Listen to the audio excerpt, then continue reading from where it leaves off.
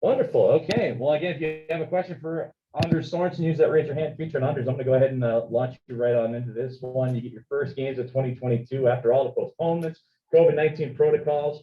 It's a long gap of games. You previously played on December 21st, but boy, you come out swinging 8-0 and a 6-2 victory against Chicago and Milwaukee. You have to be pretty pleased with your club with having so much time off and being able to jump right back into the swing of things. Yeah, I think the guys played well. We were fortunate to be able to have some practice time leading up to those games. So it was almost like a little mini training camp again. And so it was good to reset that way and to get everybody healthy. And I think, yeah, it was a good start. Jake Taft, the line is active.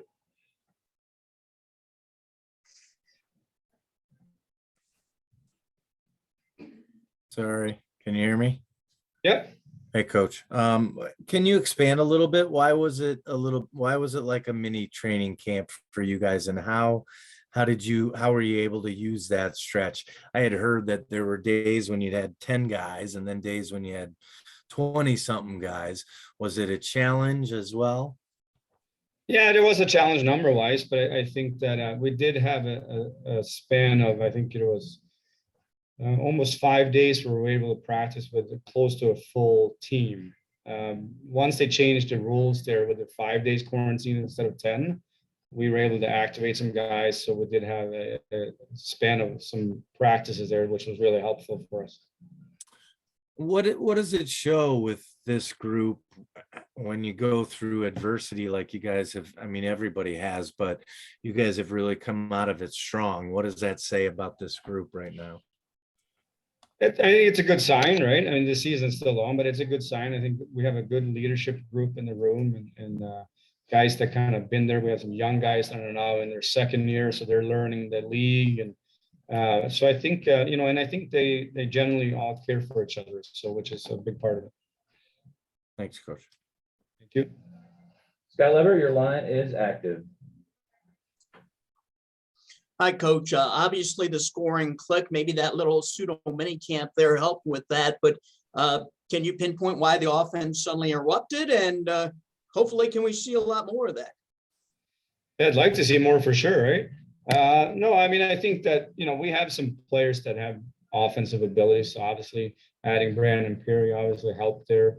But, your Lucas Reichels of the worlds, your Dylan McLaughlin. So these guys are really finding their games here, and they've been making strides all season in terms of their development, and I think they're still getting better. So that's a positive sign. So I think, but it's something we focused on in our time that we were able to practice. It's something we talked to the group about. We worked on certain things, certain concepts, and so I think the guys really picked up on it and executed well. I assume Reichel's giving you everything you could expect for a young guy like that. What in a season where so many guys are getting promoted either to the taxi squad or the active roster in Chicago, why does it feel like maybe the Blackhawks are just a little bit hesitant on bringing this guy up at this point? Well, I think we got to remember he's a young man still. He's 19 years old, and I think that when you're at that age, there's a lot of things coming. He's coming from Germany. There's a lot of things with North America. It's off the ice, it's on the ice, it's a different game. So just learning to be a pro every day. And I think that's, the abilities he's got are obviously lights out. But there's parts of his game that he's still got to fine tune, if it's play without the puck. And he's getting better. He's making strides. He's an extremely smart player and a really smart person. So it's just a matter of kind of keep working on it, for him and learning to be a pro every day. One more for me, at least for now. The way Brandon Peary, I mean, he signs with the team and boom, a hat trick. How amazing is that for a guy to just step in like that and produce like that?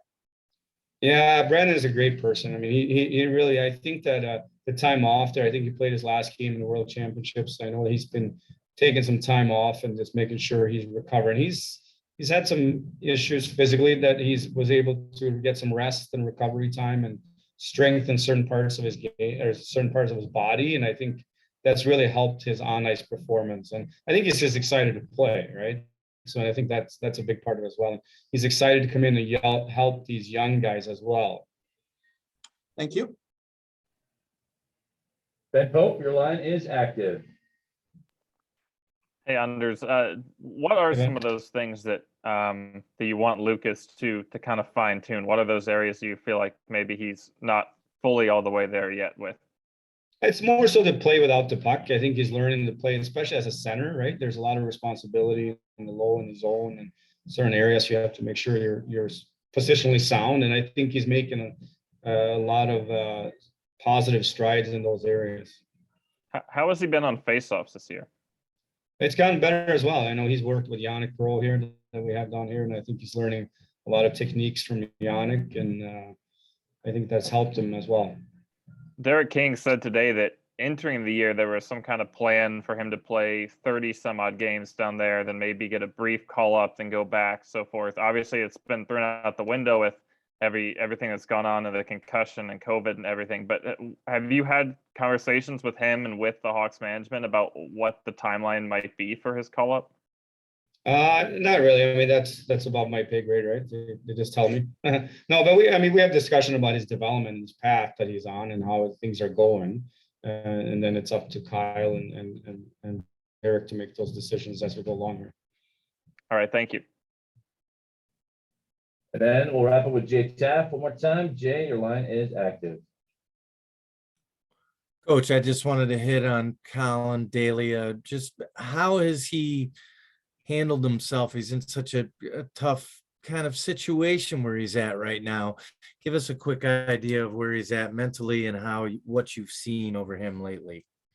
You know what? I thought he was really good over the week, and I think he made some really good stops for us in times of the game where the game could be teetering either way. We'd be up with 2-0, or if it was 2-1 or 3-1, and he made some big stops. And I think he's playing really well. You know, mentally, he seems to be in a good spot. He really enjoys the group. He enjoys being here. He works hard with Peter Aubrey every day. And I think he's a really positive person by nature. So I think he's handling it real well. Is he have that same hunger? That's the word I was looking for. Sorry to stumble. Is he still hungry like he used to be? Yeah, I would say so. I would say maybe even more hungry now. Is he? Thanks. Thank you.